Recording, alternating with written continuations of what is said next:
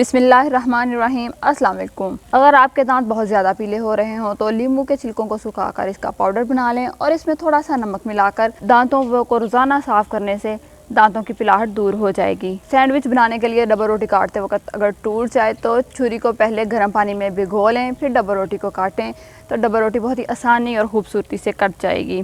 बेसन और आटे में अक्सर सुंडियाँ पड़ जाती हैं जिससे सेहत ख़राब हो सकती है, तो सुंडियों को ख़त्म करने के लिए आटे में तेज़पात के पत्ते रखने से सुसरी और सुंडी ख़त्म हो जाती है। अगर आपके पेट में दर्द हो रही हो और घर में कोई दवाई मौजूद ना हो तो थोड़ा सा नमक लेके गर्म पानी से खा लें। ब्लड प्रेशर वाले मरीज़ इस टिप से दूर रहें। अगर आपके घर में कोई गुस्से का बहुत तेज़ हो तो 41 दफ़ा सूरत फातिहा पानी पर दम करके उसको पिलाएं और 41 दिन तक इस अमल को दोहराएं। इंशाल्लाह वो नरम मिजाज हो। घर में अगर मक्खियाँ और मच्छर बहुत ज़्यादा हो रहे हों तो थोड़ी सी कलवंजी लेकर इसकी धुनी दें, तमाम मक्खियाँ और मच्छर मर जाएंगे। अगर मछली खाते वक्त हलक में कांटा फंस जाए, थोड़ा सा नींबू का रस निकाल कर पी लें, चंद मिनट बाद कांटा निकल आएगा।